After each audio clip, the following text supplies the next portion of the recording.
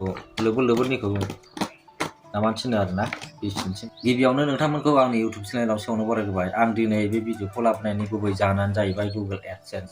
आंनि गुगोल एडसेन्सआ सफैबाय आरोना, दाखालि 3 तारिखआवनो सफैदों। ओमफ्राय आङो बेखौ दासिमबो खुलियाखै आरोना, आं बिनि सायाव भिडिअ बानायनो सानाखैमोन आरोना। ओमफ्राय आं दिनैहाय बेखौ सानै हयैहाय जाय मानसिफ्रा आंनि भिडिअखौ नायो रेगुलारलि, ओमफ्राय आंनाव मेसेज हरो बायदिसिना, ओमफ्राय आं बिसोरनि थाखाय बे भिडिअखौ लाबोनाय जादों आरोना। थारमाने जाय मानसिफ्रा आंनि भिडिअखौ नायो बिसोरना जेनेबा नोङो 1K साबस्क्राइबार कमप्लिट जाबाय, सोरनाबा 500, 800, 900 बेबायदि साबस्क्राइबार जाजोब्बाय आरोना। दा बिसोरनि थाखाय आं बे भिडिअखौ लाबोनाय जादों। मानो होनबा बिसोरनि थाखाय बे भिडिअआ जोबोद इम्परटेन्ट आरोना। मानो होननानै बुङोब्ला जोंना गुगोल एडसेन्सआ नैबे जिनिसा नोङो 4 मासल' थायो भेलिडिटिया। बे 4 मासनि गेजेरावनो नोङो बे सिङाव मोनसे नाम्बार दङ, पिन नाम्बार, बेखौहाय नोङो होनानैहाय भेरिफिकेसनखौ नामा कमप्लिट खालामनांगौ आरोना, भेरिफाइ खालामनांगौ। ओमफ्राय दा नोङो बे 4 मासनि गेजेराव मोनाबा बियो गैला आरोना, सलिला। बिनि थाखायनो आं बे भिडिअखौ लाबोनो गोनां जादों आरोना। ओमफ्राय आं दासिमबो बेखौ खेवैनि माखासे खारन दङ।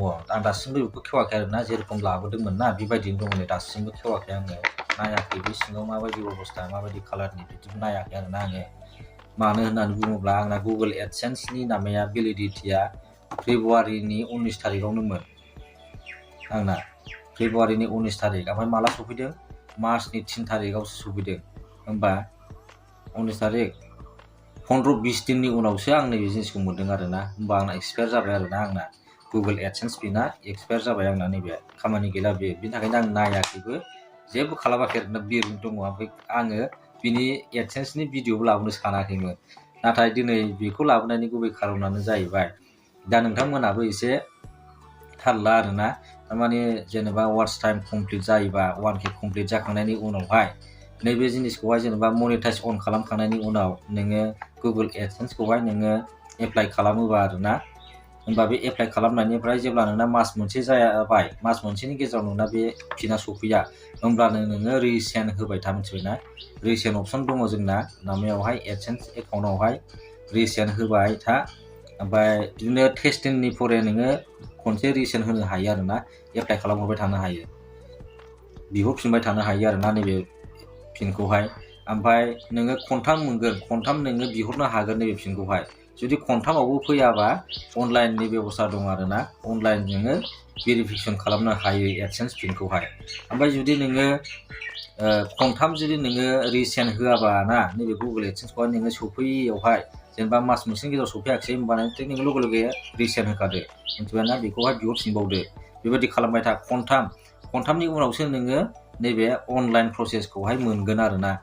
जुदि नोङो बे मास मोनब्रैनि गेजेराव नोङो खनसेल' एप्लाइ खालामनानै आंना सफैखागोन होननानै नेबाय थायोबा, ओमफ्राय नोङो खनसेल' खालामनानैहाय अनलाइन नामाया भेरिफिकेसना खालामजाया आरोना।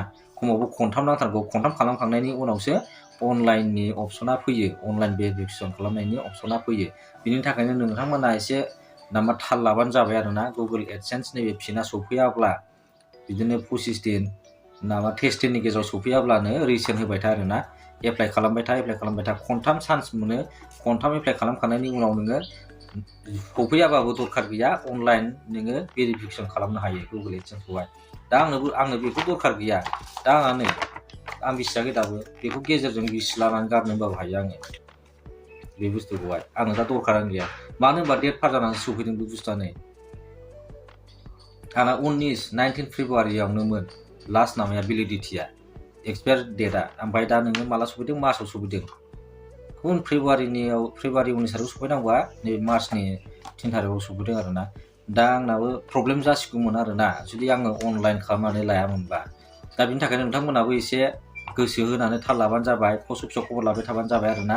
जाय नोङो मनिटाइज अन खालामखांनायनि उनाव, एप्लाइ खालामखांनायनि उनाव नैबे गुगोल एडसेन्सखौहाय एप्लाइ खालामदोंना, बिहरदों, बे बिहरनाया जुदि मास मोनसेनि गेजेराव फैयाबा एप्लाइ खालामबाय था आरोना, रिसेन्ड होबाय था। खनथाम चान्स मोनगोन नोङो, मास मोनथाम नोङो रिसेन्ड होबाय था।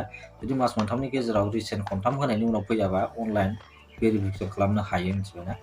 दा बिनि थाखायनो आं दिनै बे भिडिअखौ लाबोनाय जादों। दा नायनोसै, दा गुगोल एडसेन्सनि भिडिअ लाबोबाय जेखन, सिङाव मा दं, माबायदि कालार नायनोसै।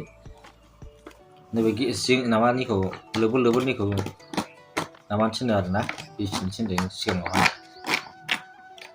बिसिबाय। बे जिंनिखौ बिसिगोन थिनदों, बाव होनाय दंखायो। माबायदि बिसिनांगौ बेबायदि आरोना सारिगिदिं बिसिबानो जाबाय ओमफ्रायहाय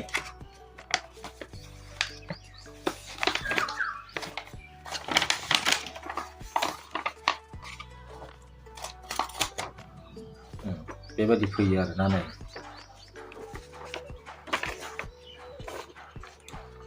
कालाराथ' मोजांनो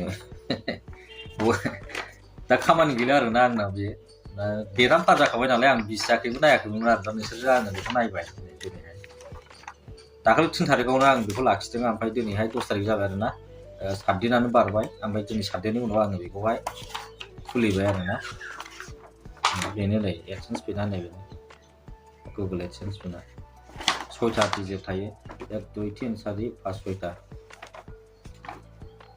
नैलाय 548855 जिखुनु जाया नोंथांमोनाबो एसे खेल लाबानो जाबाय आरोना गुगोल एडसेन्स पिन जेनेबा बाय पस्ट सफैयाबाबो नोंथांमोना टेनसन लानो नाङा रिसेन्ट होबाय था मास मोनसेनि गेजेराव सफैयाबाथाय रिसेन्ट होबाय था ओमफ्रायहाय लास्टआवहाय सफैथाराबा अनलाइन प्रसेस दङ आरोना अनलाइन खालामनो हागोन जुदि नोंथांमोना अनलाइन खालामनायखौ मिथियाब्ला सोंहरनो हागोन आं भिडिअ बानायनानै खिथाहरगोन आरोना टेनसन लानो नाङा दरखार गैया आरोना बेखौहाय जेनेबा नों बाय पस्ट नेबाय थानांगौनि भिडिअखौ जोबजासे नायनायनि थाखाय गोजोननाय थाबाय दिनैनि भिडिअआ एसेनोसै बयबो मोजाङै थाबानो जाबाय बाय